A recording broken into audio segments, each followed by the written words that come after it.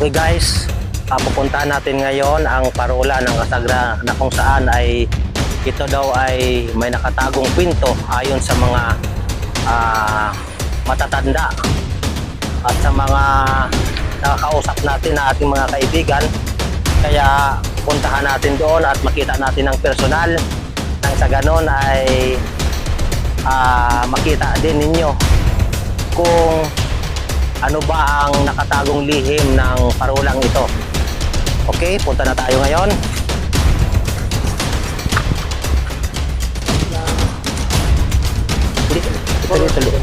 Tuloy nyo na. Yan.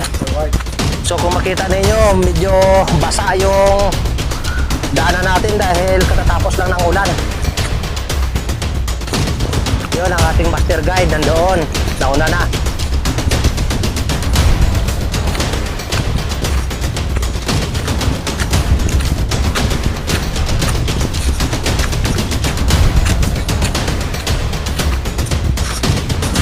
Mabuti na lang nakita natin si Bingbing na siya ang nag-guide dito tayo dumaan, kaya medyo madali. First time natin dito makaakyat. Natagal na natin dito pero hindi pa tayo nakaakyat, ngayon lang.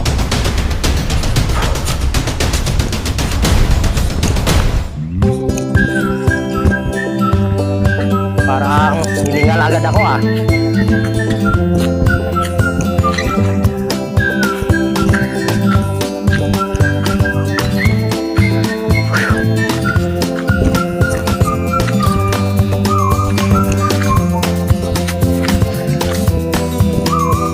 malapit na tayo kung makikita ninyo.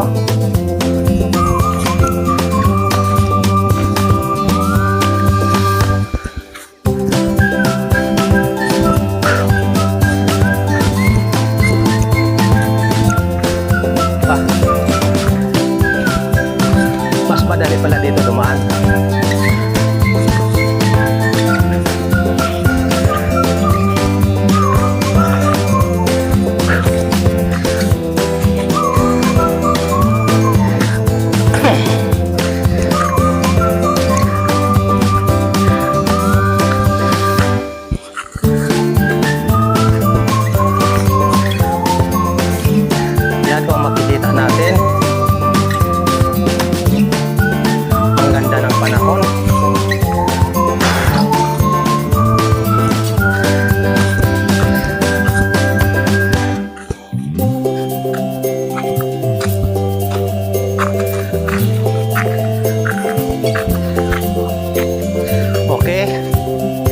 Nandito na tayo sa taas.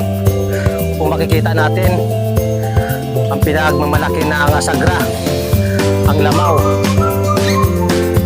Yan, napakagandang tanawin. Yan. So tuloy tayo.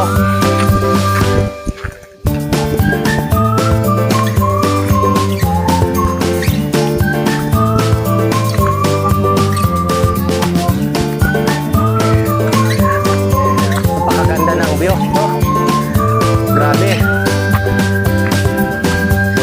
Ang sarap dito mag-relax.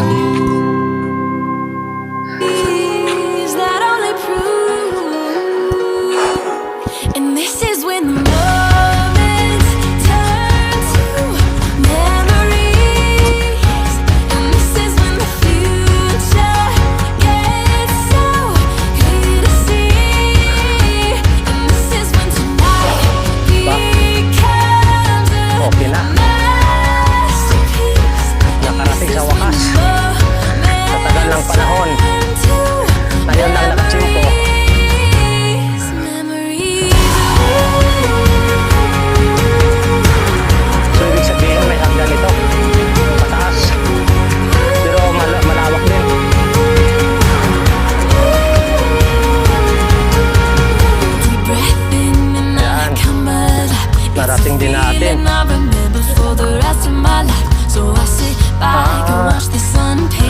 Nakapadlock pala. Sayang, hindi natin maakyat.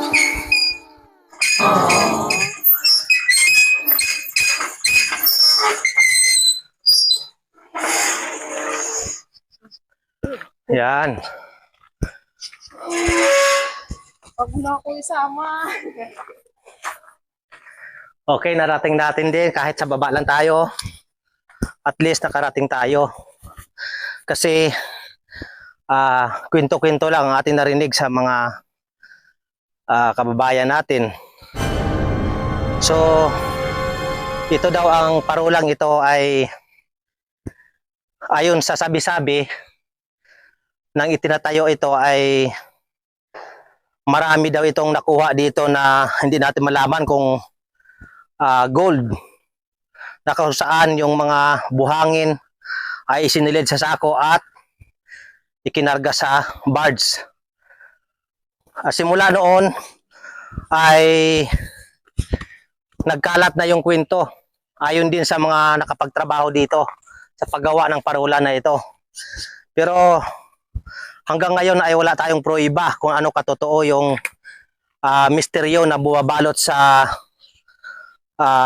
parulang ito, na kung saan ay may inilibing daw dito na mga gold bar ng panahon ng Hapon.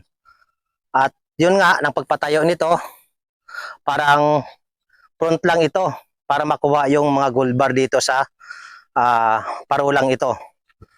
Kaya hanggang ngayon ay misteryoso pa rin ang mga kwentong-kwento yan kung may katotohanan ba o wala. So pasalamat na naman tayo na kahit dito lang tayo sa baba ay nakarating tayo sa tagal ng panahon na dinadaanan lang natin. So kung nandito tayo ay napakaganda ng tanawin. Yung Crista de Gallo ay kitang-kita. Yan. Yung buong Asagra ay nakikita natin. So lalong-lalo siguro kapag nakaakyat tayo doon sa Torre. Kaso lang nakapadlock. Kaya hindi tayo makaakyat. Yan. Isa ito sa mga tourist spot ng Barangay Asagra. Itong Lamaw na yan. At saka itong Parula. So kung gusto mo mag-relax ay pwede kang pumunta dito para matanggal yung mga stress mo at maka-experience ka rin kung ikaw ay nakarinig ng mga kwento sa mga taong ating nakakasalamuha.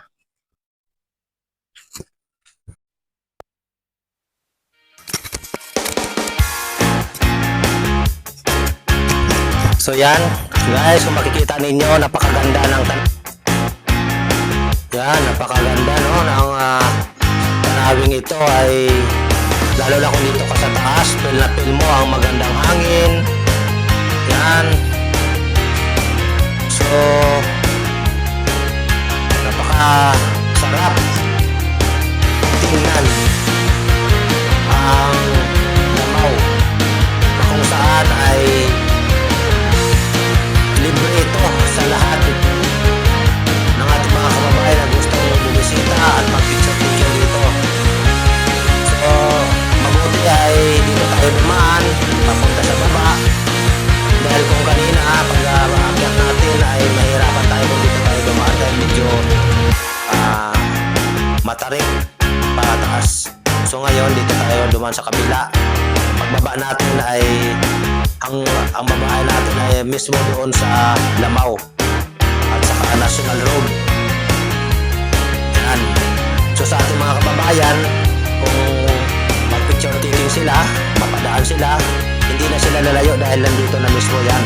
Kung makita ninyo. So katabi lang ng kalsada yung Lamaw na ito at saka napakaganda ng view.